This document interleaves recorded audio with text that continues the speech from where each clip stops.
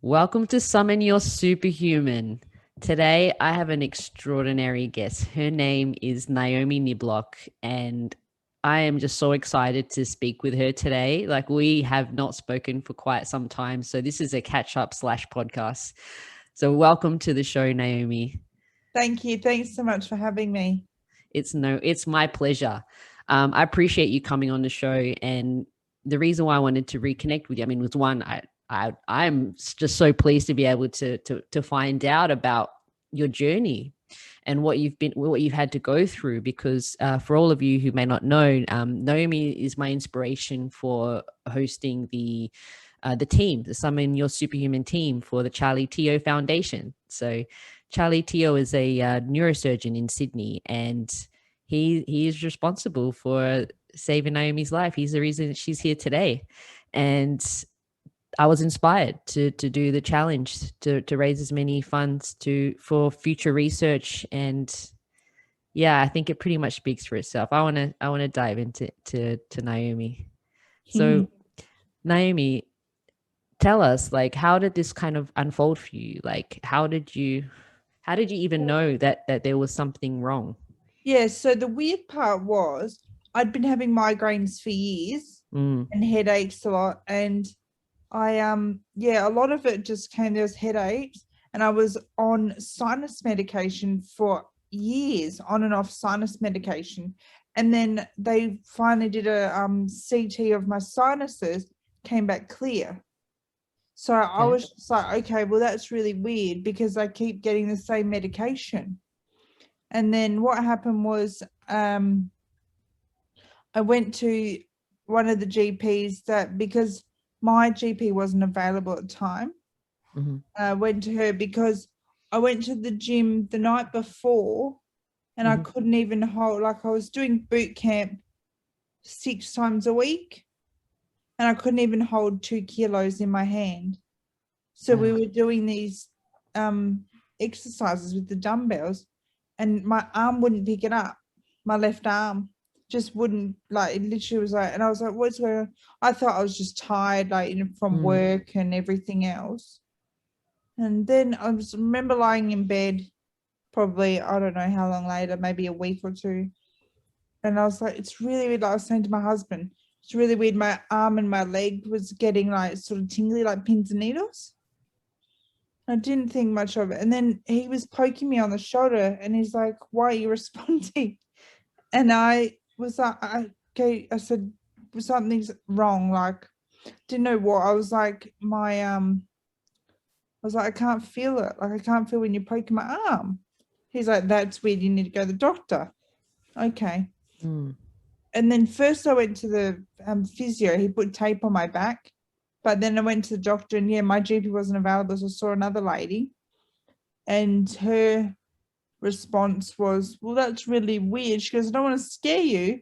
But she's like, if it was your back, yeah, your leg would be playing up. If it was your neck, your arm would be playing up.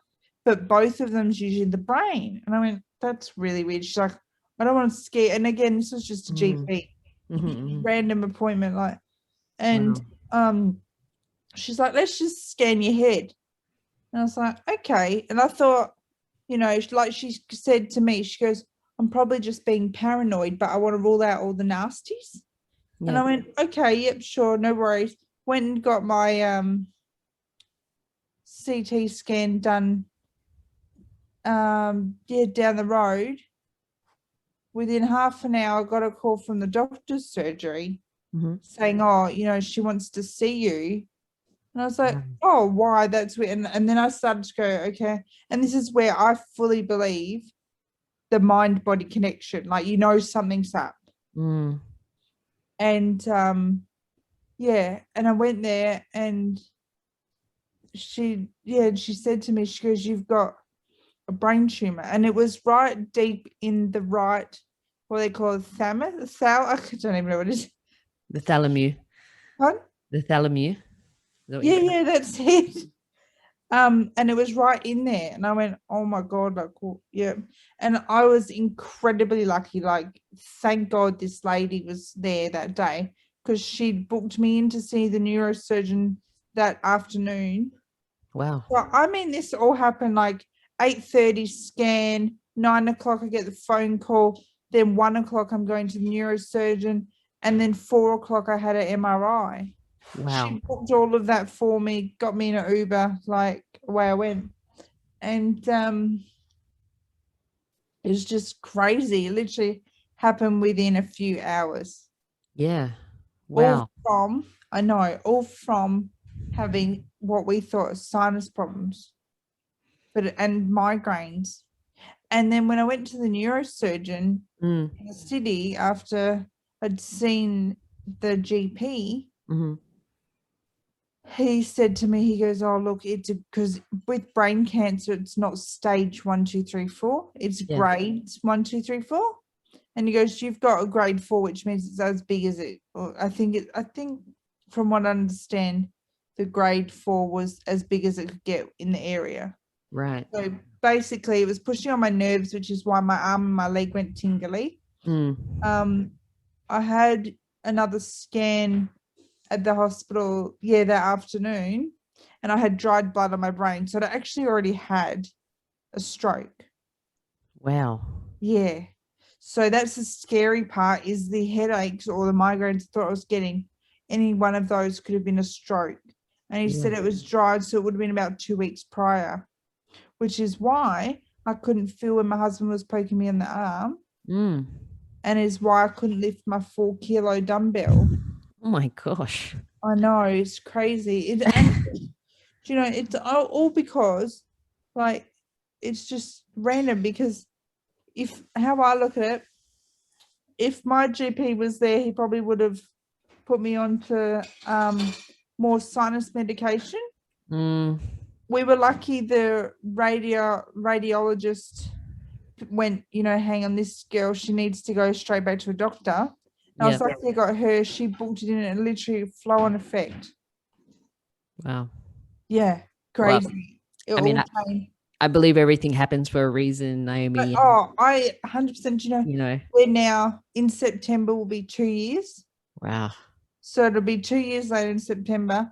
And I fully believe it all happens for a reason, and people come in and out of your life for a reason, and at that time. Yep. You need them for whatever reason at that time.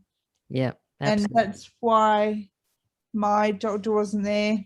Mm-hmm. And then I went into the neurosurgeon's office that night. We were there till about 7:30, 8 o'clock at night. And it was, a long day. From 8:30 Oh, for sure. doing the scan, Yeah. and still being now in the hospital that night. And I remember calling mum and dad because they live in Melbourne. So I called them. Well, actually, Kirk, my husband, called them. Yeah. Because I couldn't tell them. I called my sister, and then I literally was just vomiting from the stress and the emotion and just everything. Yeah. I was in the doctors, I was sobbing, but then I saw it, and then I was like, okay, what's the plan? Like, my mind went straight to, okay, it's there, now what? Yeah. Yeah. And that's when he said, you're gonna have to do radio and then also chemo at the same. And I was like, oh, and that's when I just felt sick. I was like, I've had enough, because the last thing I wanted to do was have chemo. Because I've seen a lot of stuff, I've heard a lot of stuff, like, I was like, I don't want that poison in my body. Yeah. I know that sounds ridiculous, but like at the time, in that moment, I was like, I don't want it. And then he's like, well, first we need to do a biopsy. See, he goes, I think it's a glioblastoma. Yep. Which is the most common type of brain cancer. Yeah. And I said to him, well, is there any chance it's benign? He said, there's a small chance, but looking at it from the scans, he goes, I don't think it is. And I went, okay. But in my head, I was like, I'm holding on to the fact that it could be a small chance. Yeah. It was benign. So then I went to, this was the Thursday. And then we went home. Then, and he booked me in Monday for surgery. And I was like, oh my God, like, it literally was 4 days away. Yeah. From diagnosis to I'm going to do brain surgery. I went, oh, okay. And he said, oh, there's a small chance of this, that. What happened? I'd actually had a stroke when he did the biopsy. So that was a whole nother side I had to deal with, and I'm still dealing with. Do you know, like that was probably one of the hardest parts, because I was then meant to be in the hospital after brain surgery. Like the biopsy recovery is about 7 days in hospital. I was there for nearly 8 weeks. Wow. So yeah, that was insane. I was put into an induced coma, and it was just a mess. Like, honestly, like, it's no one would ever expect it. No. Like, That's full on. I mean, I'm just trying to let it all sink in, and sorry, I know I've just rambled. no, Okay. no, but this is exactly what happened. It's and how quickly it all happened. Yeah. Like, I remember I just seeing, snippets of it on Facebook, and that's how I found out that you were in an induced coma, and this is all that happened to you. And so there was only small updates, like you had the stroke. I had a GoFundMe. Yes. For Charlie Teo, because here's like Kurt and I thinking, oh my God, how are we going to pay for this? Because I wanted a second opinion. Yeah. And we'd heard of like Charlie Teo on the TV and through the media and through friends and family. But in our mind, like, we actually thought he was out of reach. Right. Total opposite. Like, we thought, based on what we'd seen on TV, there was no way we could afford it. Private health, we were like, well, we still don't have $120,000. So that's, we had the GoFundMe page. Well, I didn't set it up, but my sister did. Yeah, so. And that was incredible. People's generosity and their donations, like people we didn't even know. Yeah. Or people that, never met, don't know who they are, but they know someone who knows me, or Kurt or Claire. Yeah. Or someone that's gone through something that you're going through. So, yeah, for sure. Wow. And so, okay. So you've had this surgery, that you'd had a stroke and induced coma. You're in the hospital. You're seeking a second opinion, and you're thinking, what else can we do? Is there an opportunity to get in with Charlie? That's right. Yeah. You've done the GoFundMe page. Blessings have arrived your way. And so then what happened? So then we went, so this was September, early September. And then we could get in to see Charlie in January. Okay. And then we went there, and he said, oh, it looks like it was, he said, like, it looks like it's shrinking, or not shrinking, but me having a stroke, the blood suffocates the tumor. Right. So the scans I sent him, he goes, do you know what? To be honest, he goes, I'm going to do more harm than good. So he was completely honest. Yeah, really nice when I saw him. But I was devastated, because I was like, well, no, we've come to Sydney for surgery. But I was like, like we said, we trusted everything that he said. So, and he said, if anything changes, get in contact. Yeah, no worries. So that was okay. And then I also got I had a blood clot, so I couldn't fly, go anywhere. Yeah. So it was like Charlie Teo was going to be there. It was never, like, for me, it felt like it was just not going to happen. And then, finally saw him, didn't want to operate. Okay, no problems. Went and had my follow-up scan here. And my husband said to the neurosurgeon, oh, it looks like it's actually gotten bigger. And the neurosurgeon said, well, no, that can happen with chemo, and radio can inflame the tumor. Okay. And we're like, oh, okay. And he goes, come back in 3 months, we'll do the scan. And something, we got in the car, and something just told us, no, that's not right. Like, we need to get into, I said to Kurt, we need to go see Charlie. He goes, all right, we'll do whatever you need to do. We'll send the scans. Yep. Charlie said, yeah, I can get you in this date. Went in there. And he said, if you waited 3 months, you'd be dead. Oh my gosh. I know. And that, I just was like, that was the biggest shock, because I was like, not that the neurosurgeon here you can't trust, but it's just wrong judgment, because everyone here, they have told they told us multiple times, it's inoperable. Yep. It's inoperable. Where it is, no, I'm sorry, we're not doing it. Mm-hmm. Okay.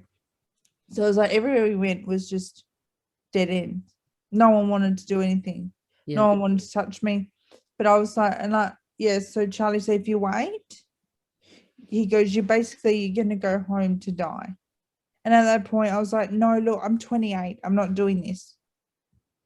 Yeah. And so he goes, okay, well, I can fit you in. We can operate tomorrow. And I'm like, whoa. Oh, God.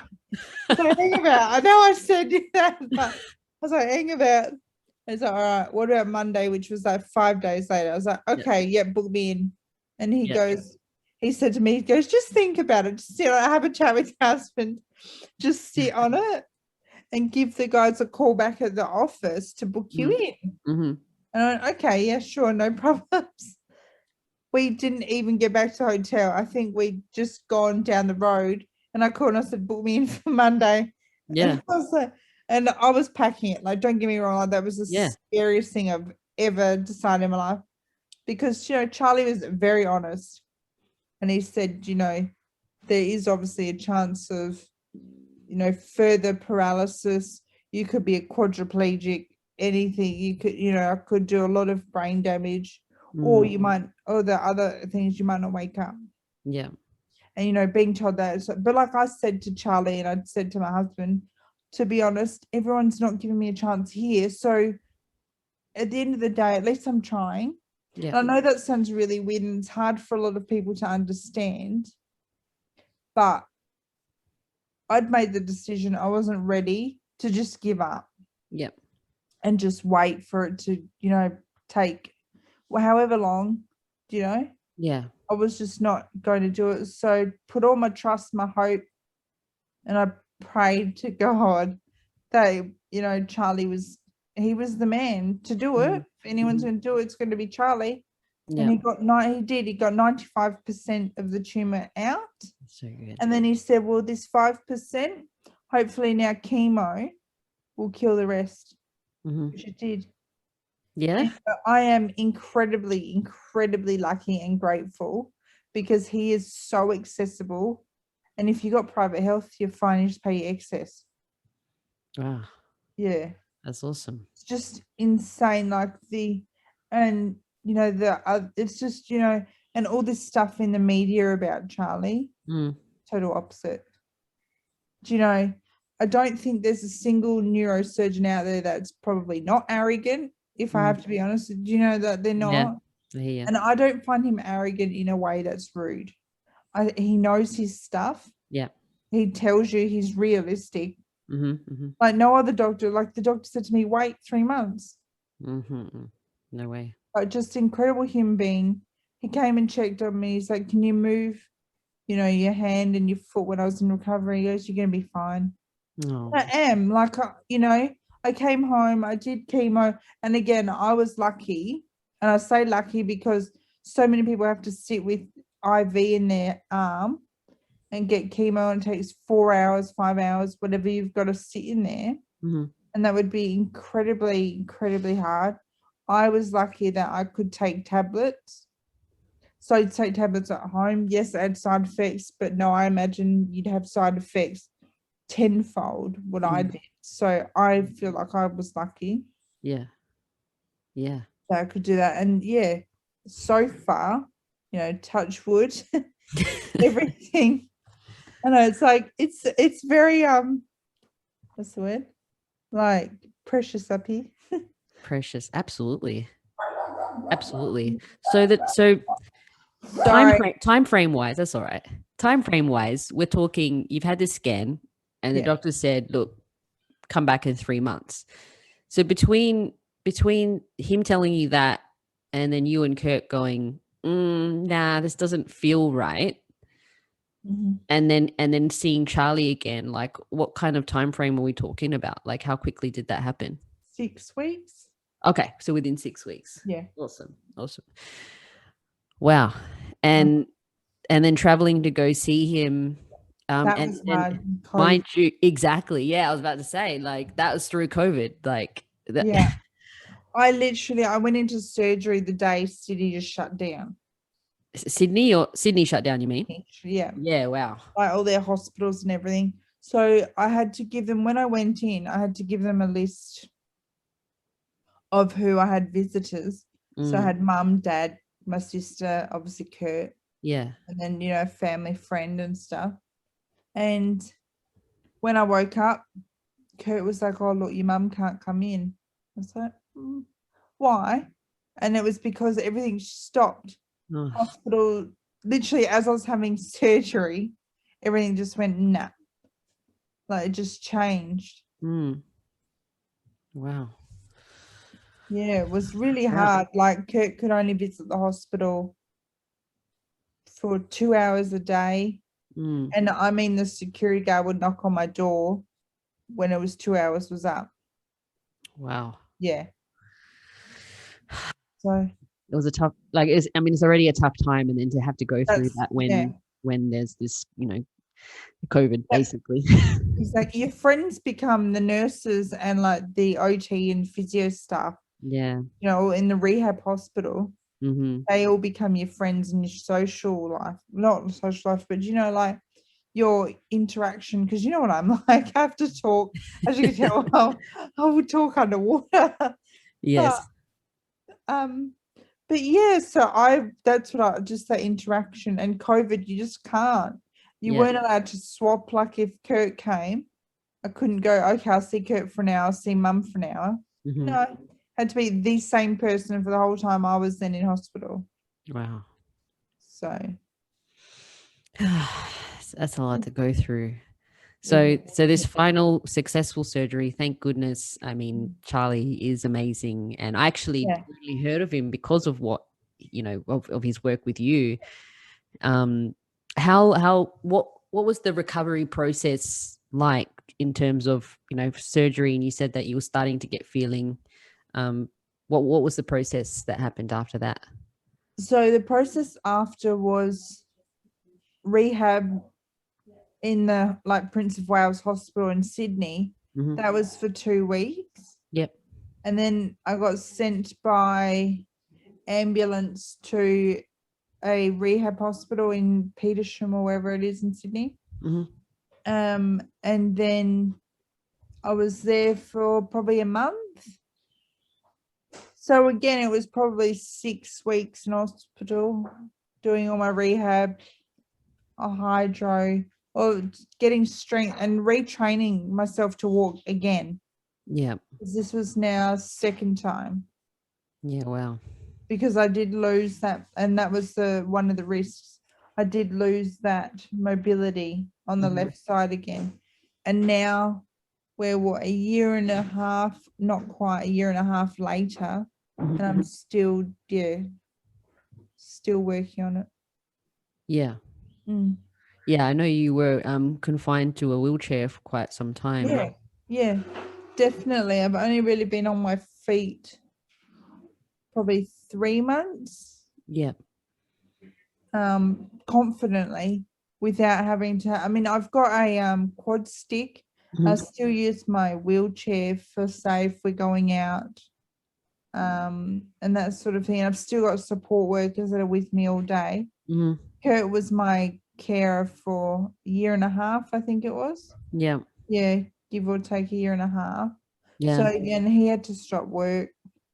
Yeah, I was about to ask. Your whole life. Yeah, because you spent a lot of time in New South Wales by the sounds of it. Yes, yeah. Yeah, wow. That's full on. I mean, I know I recently saw those pictures of you on the beach. That was the best time. Yeah, I could see. So happy, yeah. Yeah, you looked it, and I was so happy to see you looking so happy on the beach. That was incredible. Yeah, well, all I wanted to do was put my feet on the sand, and if I could get my feet in the water, then I was fine. But it was just so good. We went up to Point Turton. And one of my support workers has a shack up there, so she took us up there. We just had the best time. That's awesome. That's so good. So now you're in full swing of recovery. You've got a full schedule of I do. of activities. Yeah. Tell everyone. We've talked a little bit about it. Tell everyone else what a week looks like for you now. Okay, typical week now. It's Monday, I do OT, so that's doing fine. Occupational therapy. Yes, yeah. Fine motor skills of my hand and my arm.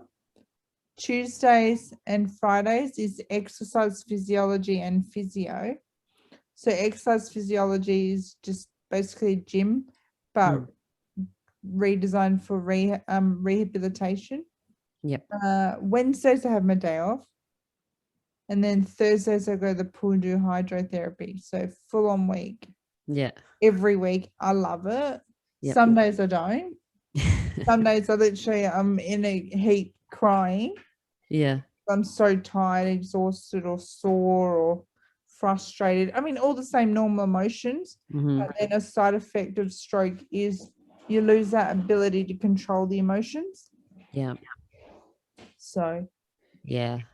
I think people have no idea or underestimate how fragile our brain is. Yeah. You know, just to paint a picture, you know, we have this very solid structure of this, they call it a helmet around our brains, but like what's on the inside is our brain is basically like butter.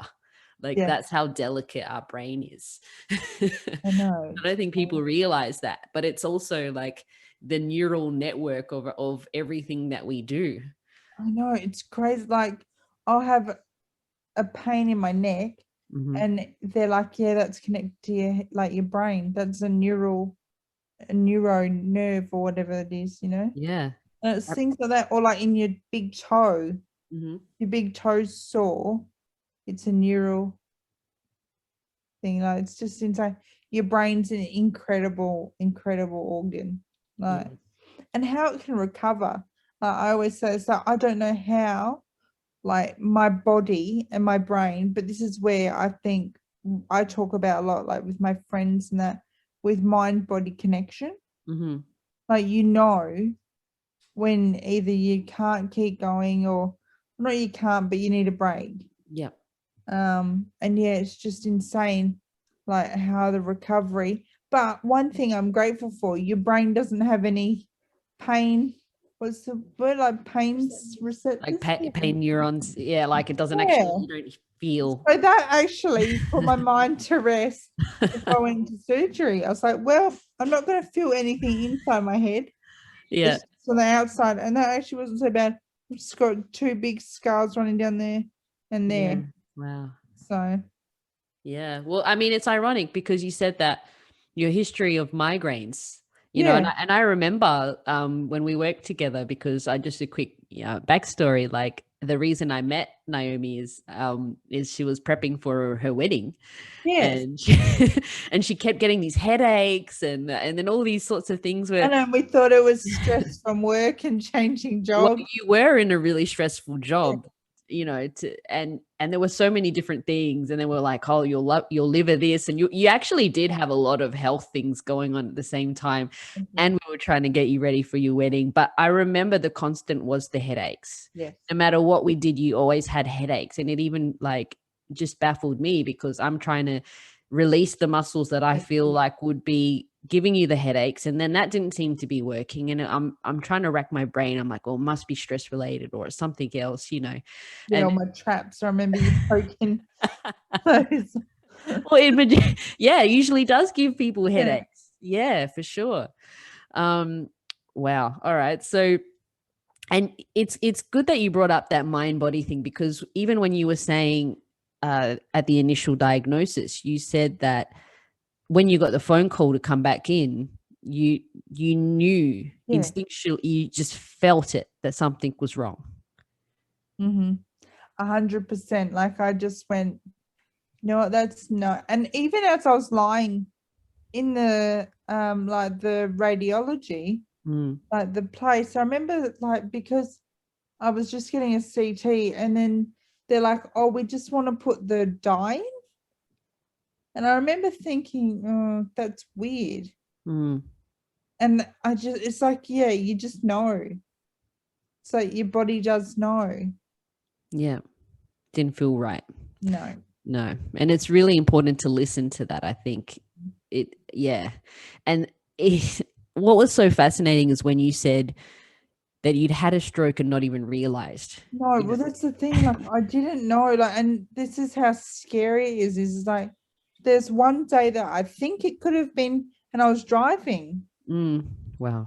And in peak hour down Tatley Road, like how Oh my dangerous that goodness. could have been. Like, Yeah. again, like where, like, there's something out there. Like we say, it always happens for a reason at the same at the time. Like, there's got to be something out there, like how it happened. And it's blessing in disguise. Yep.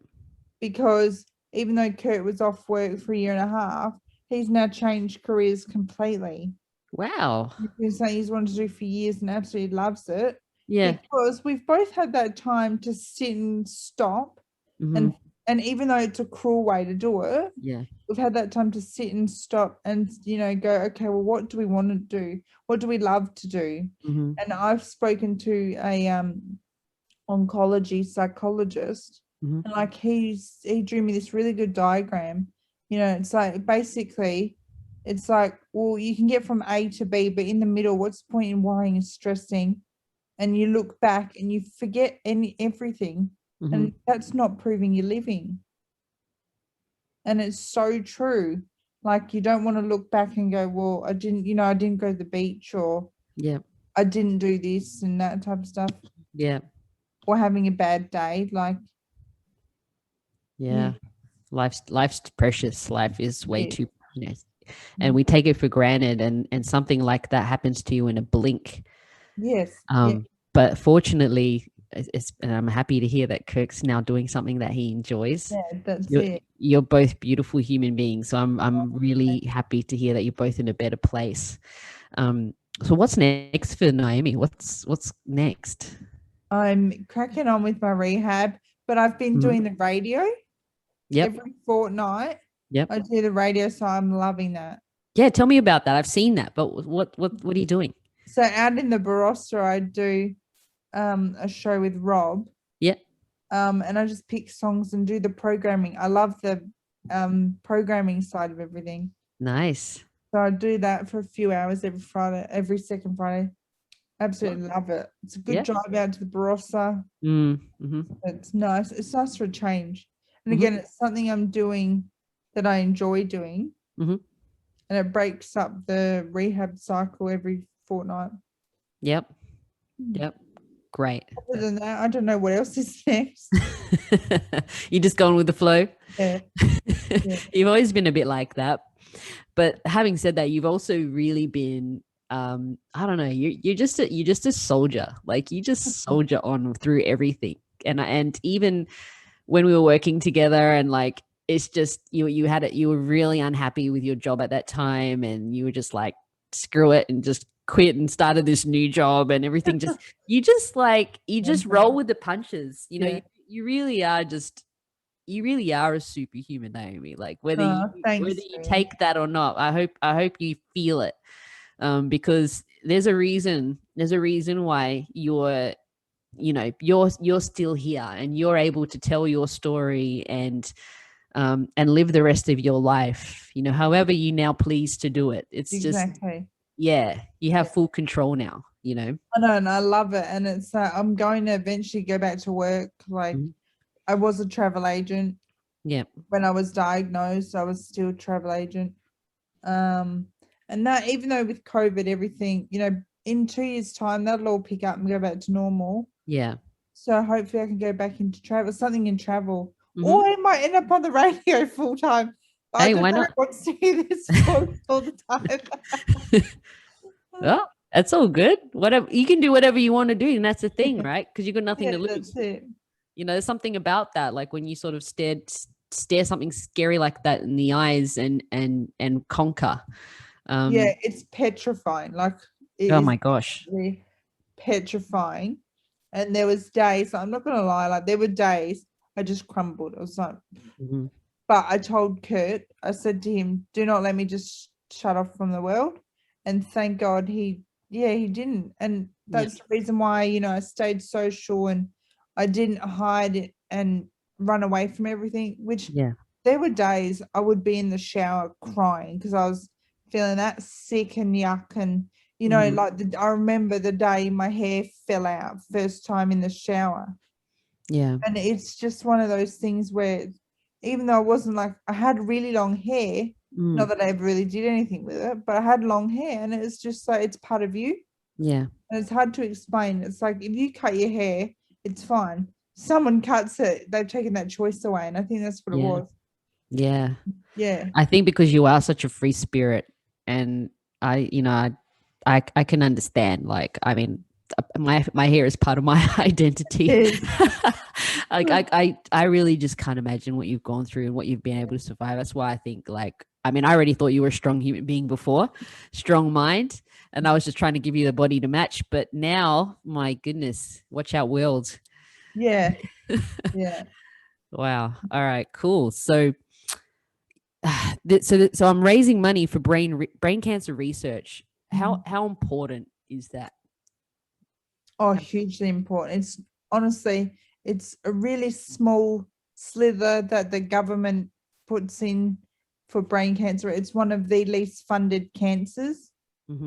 And yeah, Charlie Teo's foundation, he does it all from donations and they're really low cost.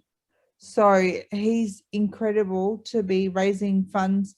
I don't know if you've seen, he recently got the approval for, what was it? It was one of his research people. They got approved funding, but that's, again, it's only a small section. Yeah. That's the sad part in the whole thing. I was lucky, but other people aren't so lucky. Yeah.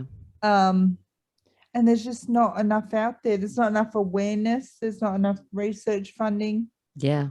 It is, like I said, one of the smallest funded cancers. That's a sad reality, and something that I've learned, because since hearing about your diagnosis, admittedly, I didn't really know a whole lot, because it's just one of those things that you don't really hear about it, and it's not something you really look into until someone is affected. And so I just dove in and I'm like, wow, what is this all about? And then reading about all the statistics, and I was just like, how is this not more spoken about? How is this not funded? Like all the statistics, you know, like there are people out there that have absolutely beat it completely, you know, and like Kurt was told I was never leaving the hospital, and I was told I was never going to walk again. And then, yeah, having 3 months to live, it's just, and I've been told it's not a matter of if it comes back, it's when it comes back. So that's a really scary thing to have at the back of your mind. So it's just, again, that whole, it's just so important to raise that awareness. I just got goosebumps. Like that to me, I mean, I think people, I'll say professionals of any kind, need to be really careful about how they speak to patients. 100%. You know, because if you weren't so strong-minded, and determined to be like, no, nah, I'm 28 years old, like this isn't me, you know, you only just got married, like, you know, not long before that, like, no, this is not it. If you weren't so strong-willed, you would have just rolled over. Like, you would just been like, all right, let's make these last 3 months the best I can. Or exactly. And I was like, no, I haven't even seen 30 yet. There's no way. No. Yeah. And I'm lucky. I've got support around me that I can stay strong. You know, like I said, I have days where I just absolutely melt down, of course. Yeah. Well, you're human. You are human after all. And it just takes, you know what I'm like, I'm really stubborn. So it's like, nah, today, it's not getting me today. It's not getting me. But the more you push it down, the more it'll explode. It'll just bubble and bubble and bubble till you explode. Yeah. So. Oh man. Well, I'm so thankful that Charlie was able to help you. And that's why when I saw he was running the challenge, I'm like, you know what? I can, let's do something. Let's see what we can do. Even if we can raise just a little bit of money, it will hopefully make us a little ripple, a little splash in the ocean, and help towards helping other people. Yeah, exactly. Every little bit helps. Yeah. And, you know, the more people talking about it helps. Yeah, for sure. I mean, this is probably the part of the show where I usually ask the person, what does summoning your superhuman mean to you? But I mean, saying that to you, it's like after what you've gone through. But you know what? I will anyway, because I know that you're going to come up with something pretty cool. So what does summoning your superhuman mean to you, Naomi? Listen to your body and listen to what it's saying. And yeah, take that mind-body connection and make that your superhuman. Nice. That's beautiful. Yeah, absolutely. I'm so thankful I still asked you. That's it. Drop the mic right there. Oh, well, I am hoping that we can get Mr. Charlie himself on the show.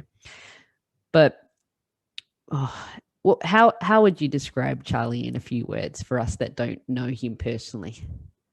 In a few words? Yeah.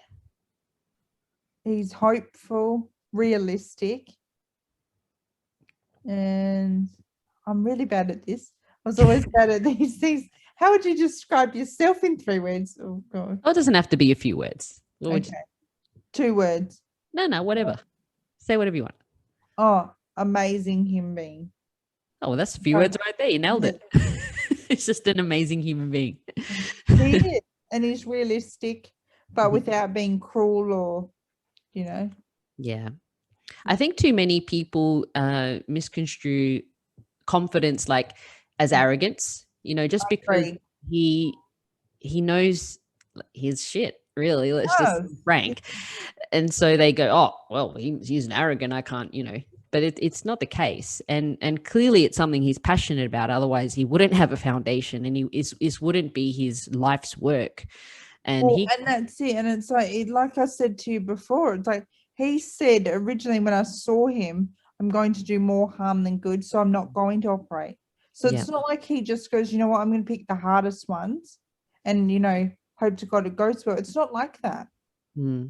It's not at all. It's like if he genuinely thinks he can do his best to save you and to have a successful operation, then sure, he'll take you on. But it's not as black and white as, oh, yeah, I'm going to do the hardest cases and, you know, hope it all goes well. It's not like that. Like, he's just so, realistic about everything. And that's the thing. You're right. Confidence is confused with arrogance. Yeah. And so. Awesome. Well, I want to thank you so much for doing this interview with me and sharing your story. I think Thanks for having me. It's my pleasure. I mean, like I said, you know, I'm just happy I get to catch up with you. But at the same time, I really think that your story is so special, and I think that it needs to be shared. And if we can help raise as much money for this amazing cause and the foundation that Charlie's, you know, fronting, it's all for the greater good. And I think that we just need to do our part. Yeah, definitely. So for everyone listening or watching, please, if you can head over to the Charlie Teo Foundation. I have a team. It's easy to find. Summon your superhuman team. And yeah, please donate. Whatever. Nothing is too small, honestly.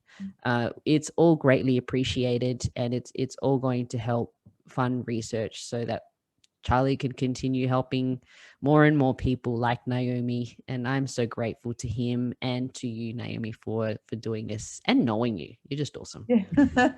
Thank you. All right. Thank you. We'll leave it there. I'll just stop recording. Yes.